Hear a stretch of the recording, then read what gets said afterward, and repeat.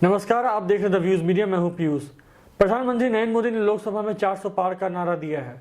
क्या यह संभव है? आइए जानते हैं मनीष सर से। तो सर ये बताइए, प्रधानमंत्री नरेंद्र मोदी ने लोकसभा में 400 पार का नारा दिया है, क्या यह संभव है? देखिए, बहुत दूर की कौड़ी लगता है। 1947 मतलब पहले लोकसभा चुनाव जो 1952 में हुआ था पंडित नेहरू की अगुवाई में, तब से लेकर के अब की बार 18वीं लोकसभा जो आने जा रही है, उसमें 400 पार का आंकड़ा एक बार पार हुआ है। जब इंदिरा जी की हत्या हुई थी 1984 में, उसके बाद इंदिरा जी की सहानुभूति की लहर चली थी। उस लहर में कांग्रेस 400 पार कर गई थी। अटल बिहारी वाजपेयी जैसे नेता हार गए थे, भाई कई कद्दावर नेता जो है वो चंद्रशेखर हार गए थे, तमाम बड़े बड़े नेता हार गए। कांग्रेस में जो भी चुनाव लड़ा वही जीत गया। अकेले दम पे कांग्रेस 400 पार कर गई, क्योंकि देश में पहली बार उसके प्रधानमंत्री की हत्या, सिटिंग प्राइम मिनिस्टर की हत्या हो गई थी 84 में। पूरा देश आंदोलित हो गया, एक गुस्सा था लोगों का, और सीधे लोगों ने आंख मूंद करके ना आम पंथ देखा, ना वाम पंथ देखा, ना कुछ देखा, सीधे मुहर लोगों ने कांग्रेस पे लगा दिया, जिनने जिंदगी में कभी कांग्रेस को वोट नहीं दिया। आप कल्पना कीजिए, कांग्रेस पार्टी कहती है कि उसने आजादी दिलाई, आजादी की लड़ाई लड़ी, तो नेहरू काल में भी जो नहीं हुआ, जो शास्त्री काल में भी नहीं हुआ, इंदिरा गांधी जैसे तेज तरार प्राइम मिनिस्टर जो 71 में जिसने बांग्लादेश पर बनवा करके पाकिस्तान पे इतनी बड़ी जीत देश को दिलाई, तब भी नहीं हुआ। वो 1984 में हुआ, इंदिरा गांधी के मतलब सहानुभूति लहर में। मतलब वो सरकार के काम काज पे वोट नहीं था, वो भारत जो आंदोलित था, भारत जो दर्द में था अपने प्रधानमंत्री की हत्या से, उसकी सहानुभूति में आशीर्वाद था राजीव गांधी को। उस समय राजीव गांधी कोई ऐसी छवि भी लेकर के नहीं आए हुए थे, कुछ ही महीने प्रधानमंत्री रहे थे और चुनाव हो गया था। लेकिन वही राजीव गांधी जो 400 पार का आंकड़ा पार कर गए थे 1989 के लोकसभा चुनाव में, उनकी मतलब वो 1989 के चुनाव में हार गए, बुरी तरह से हारे, और उन्हीं के पार्टी में उनके रक्षा मंत्री रहे विश्वनाथ प्रताप सिंह, रक्षा मंत्री प्रधानमंत्री बन गए। कुछ दिन बाद फिर से चुनाव हो गया, उनकी कुर्सी चली गई, कांग्रेस ने सहयोग से चंद्रशेखर को प्रधानमंत्री बनाया था और उसके बाद सपोर्ट खींच लिया। फिर राजीव गांधी की हत्या हो गई, और राजीव गांधी की हत्या से पहले जो उत्तर भारत में चुनाव हुए उसमें कांग्रेस को कोई फर्क नहीं पड़ा। लेकिन राजीव गांधी की हत्या, पूर्व प्रधानमंत्री की हत्या श्री पेरुम्बदूर दक्षिण भारत में हुआ, तो दक्षिण भारत में थोड़ी सहानुभूति लहर चली, लेकिन कांग्रेस पूर्ण बहुमत नहीं पा सकी, बहुमत भी नहीं पा सकी कांग्रेस। जोड़ तोड़ करके कांग्रेस ने सरकार बनाया, सोनिया गांधी को प्राइम मिनिस्टर बनाने की तैयारी चल रही थी, लेकिन नरसिम्हा राव प्राइम मिनिस्टर बने। मैं ये बात इसलिए कह रहा हूं कि सहानुभूति, एक प्रधानमंत्री एक पूर्व प्रधानमंत्री के मरने पर फर्क देखिए, राजीव गांधी के मरने पर वैसी सहानुभूति नहीं हुई, वैसे आधा चुनाव तो हो भी चुका हुआ था। लेकिन अब की उसके बाद जो पार्टी 2 सीट 1984 में जीती थी, भाजपा, जो उस समय में 2 मात्र सीट जीता था, अटल जी भी हार गए थे, उस भाजपा ने धीरे धीरे जो अछूत पार्टी थी अपना कद यहां तक पहुंचाया। और पिछले लोकसभा में नरेंद्र मोदी ने 300 पार का नारा दिया था। 2014 में नारा था अब की बार मोदी सरकार। उसके बाद प्रधानमंत्री दुनिया भर में घूमते थे और भारत में कहते थे कि हमें प्रचंड बहुमत चाहिए, यदि हम प्रचंड बहुमत पाएंगे, पूर्ण बहुमत की हमारी सरकार होगी, तो दुनिया में हम बड़ा डील भारत के लिए कर पाएंगे, भारत का प्रभाव मजबूत होगा। लेकिन अब वो 400 पार की बात कर रहे हैं। क्यों 400 पार की बात कर रहे हैं? क्योंकि नरेंद्र मोदी को लगता है कि इस देश का भरोसा उन पर है।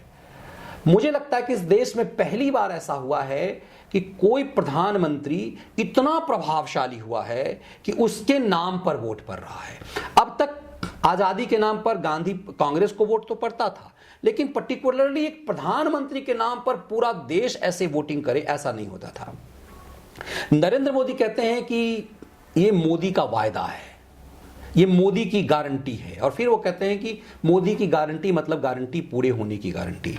इस देश में पहली बार 2019 में किसी सरकार ने अपने काम काज पर वोट मांगा, वरना 1992-52 से लेकर अब तक भारत में सरकार चुनने के लिए या फिर जो पॉलिटिकल पार्टी चुनाव में जाती थी, जो दोबारा भी यदि सरकार की वापसी जाती थी तो हमें देखना है, हमें करना है, हम ये करेंगे, हम वो करेंगे करती थी।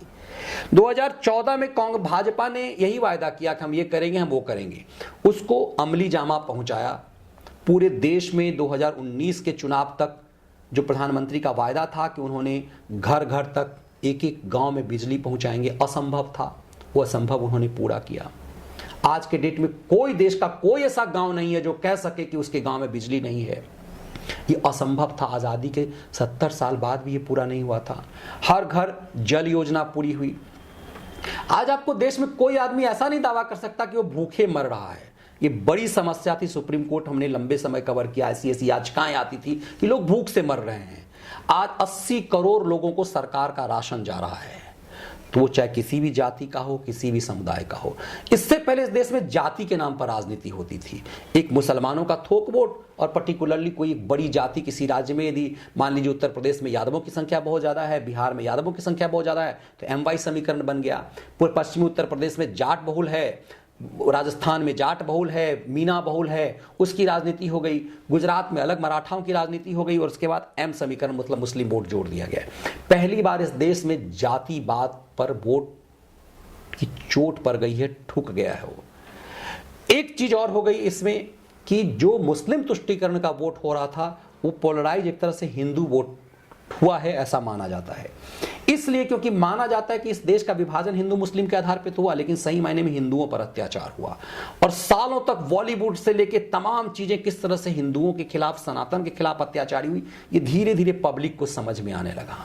और क्यों इस बदले दौर में ना सिर्फ 80 करोड़ लोगों को मुफ्त अनाज मिल रहा है, तमाम सुविधाएं मिल रही है, रोजगार सरकारी भले ही नहीं हो, लेकिन आज हम और आप जो काम कर रहे हैं वो एक समय रोजगार के बीच में मायने में नहीं था। आज ये एक तरह से धीरे धीरे चीजें ऐसी हुई है कि आप स्टार्टअप कह सकते हैं कि एक तरह का स्टार्टअप है जिसमें हम लोग सब मिलकर के काम करते हैं।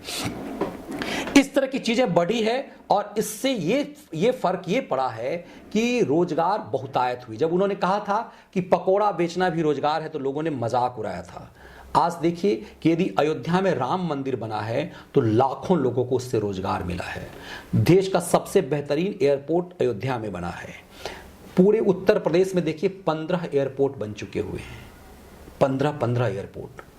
तो इस इतने एयरपोर्ट यदि बने हैं तो तय सी बात है टैक्सी वालों से लेकर तमाम लोगों को रोजगार मिला। आप हाईवेज का जाल बिछ गया है। हम लोग बिहार के लिए जब यहां से जाते थे, ट्रेन में टिकट नहीं मिली तो हताश हो जाते थे। आज आप अपनी गाड़ी उठाइए, देश के किसी भी हिस्से में पहुंच जाइए, सड़कों का जाल बिछ गया। ये बात मैं क्यों कह रहा हूं? ये भरोसा है। कोई सरकार सिर्फ नारा दे करके नहीं सीट ला सकती है। लोगों को लगा है कि मोदी की सरकार ने करके दिया है, मोदी की सरकार ने डिलीवर किया है। प्रधानमंत्री मोदी ने अभी भी जातिवाद की राजनीति तो चल रही है बिहार में। अब देखिए, पता है कि एक आदमी जो है 9वीं फेल है, एक 4थी फेल है, लेकिन वो लालू यादव का बेटा है, इसलिए हम उसको वोट करेंगे। भले उसने अपनी जाति के लिए भी कुछ नहीं किया। 9 बच्चे थे और जब लालू की पुरानी तस्वीरों को देख लीजिए तो किस ढंग की गरीबी और भुखमरी और कंगाली थी। इसी ढंग से मुलायम सिंह यादव एक सिंपल पहलवान थे, प्राइमरी स्कूल के टीचर थे। आज सैकड़ों करोड़ का साम्राज्य इन सबके पास है। ये चीजें अब देश में सोशल मीडिया समझाने लगी, बताने लगी।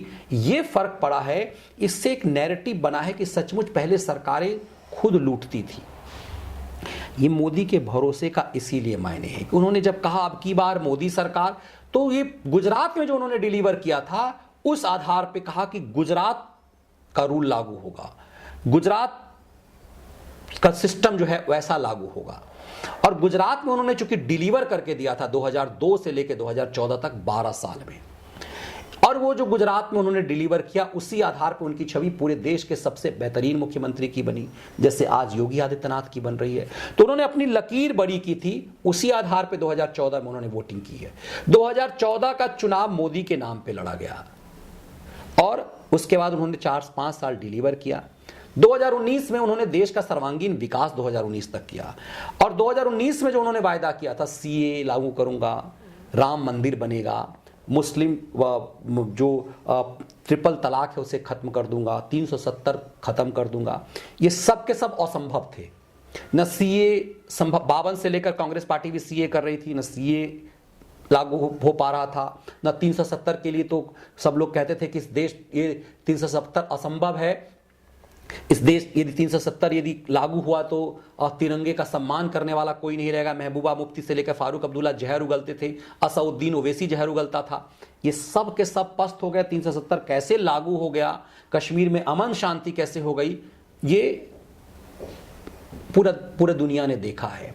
राम मंदिर 550 साल से सपना था सनातनियों का, असंभव लग रहा था, भले ये सुप्रीम कोर्ट के आदेश से हुआ, लेकिन इसको पटरी पर कैसे लाया गया ये सब जानते हैं कि यदि मोदी की सरकार नहीं होती तो सुप्रीम कोर्ट से फैसला असंभव था।